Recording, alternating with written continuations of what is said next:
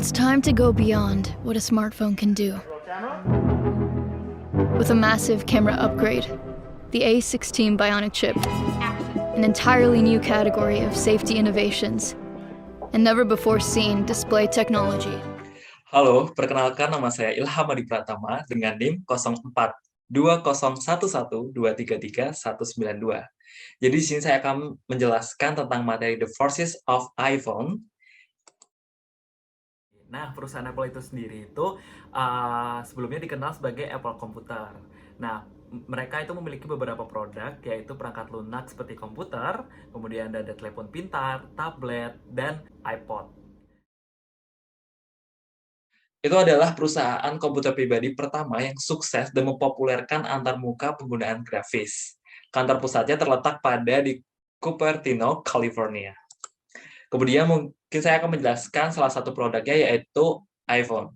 iPhone adalah smartphone yang bersultan Apple yang menggabungkan komputer, iPod, kamera digital, dan telepon seluler yang menjadi satu perangkat digital di antarmuka layar sentuh.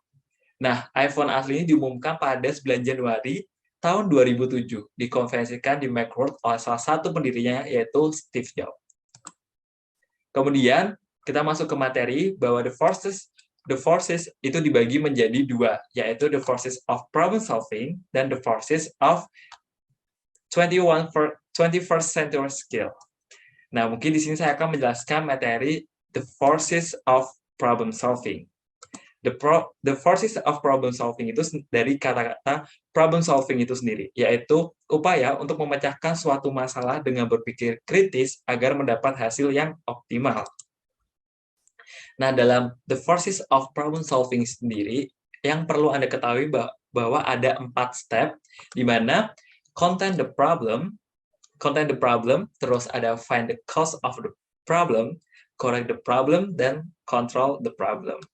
Nah, dalam content the problem itu sendiri dijelaskan bahwa menemukan suatu masalah yang ada di perusahaan, kemudian find the cause of problem itu permasalahan yang ada itu karena apa, kemudian correct the problem itu kita menemukan solusi dari suatu masalah tersebut, kemudian control the problem adalah bagaimana cara kita untuk mencegah bahwa suatu masalah itu tidak dapat terulang kembali, seperti itu.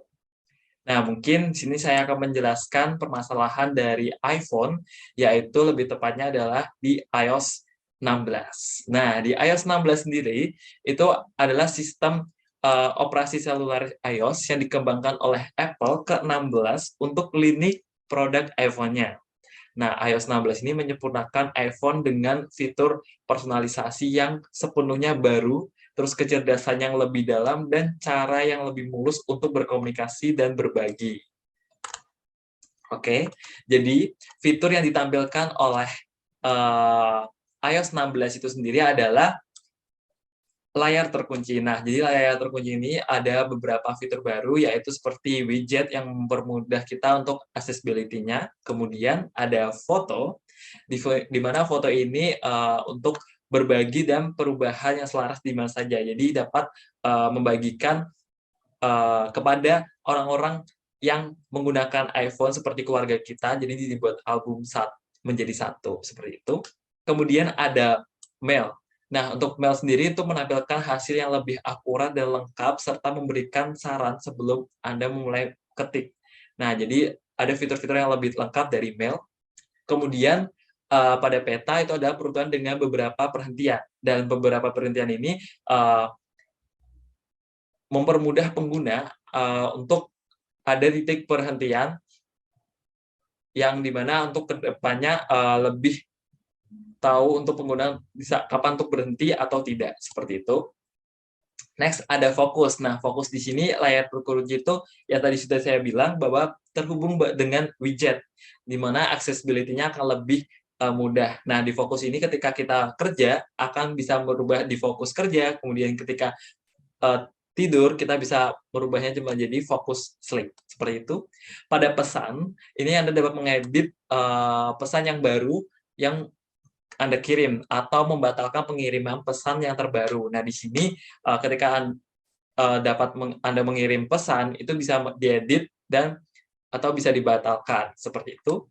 pada Safari dan kunci sandi ini mempermudah dan meningkatkan keamanan pada Safari kita. Mungkin kita bisa sebut kalau Google itu tidak ada keamanan di kunci sandi, tapi di Safari ada. Kemudian privasi dan keamanan, ini pemeriksaan keselamatan untuk mengatur ulang izin privasi. Jadi iPhone kita akan lebih aman seperti itu. Oke, nah sekarang kita masuk ke dalam materinya, yaitu the forces of problem solving. Nah, pada the forces of problem solving itu sendiri, yang pertama ada content the problem, di mana pada peluncuran iPhone 14, maka resminya diluncurkan iOS 16, namun beberapa hari setelah diluncurkan iPhone, itu mendapatkan komplain dari customer bahwa terjadinya bug dalam beberapa fitur. Nah, kemudian terjadilah ada find cause of problem. Di sini adalah penyebabnya masalahnya ditemukan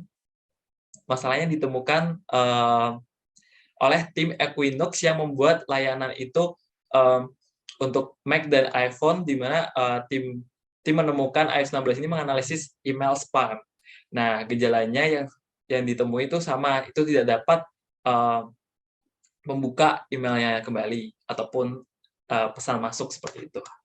Pada correct the problem, dengan adanya kejadian itu pihak Apple telah merilis nih pembaruan iOS 16.1 di mana satu hari setelah peluncuran iPhone 14 nih. Nah, untuk memperbaiki sistem yang kemarin sempat terjadinya bug. Kemudian pada control the problem, pihak iPhone terus akan memperbarui sistemnya untuk menunjang pembaruan sistem iOS 16 agar kedepannya lebih baik performanya.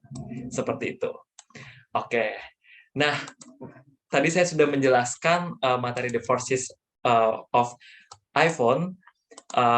Semoga dapat dipahami dengan jelas. Sekian dan terima kasih.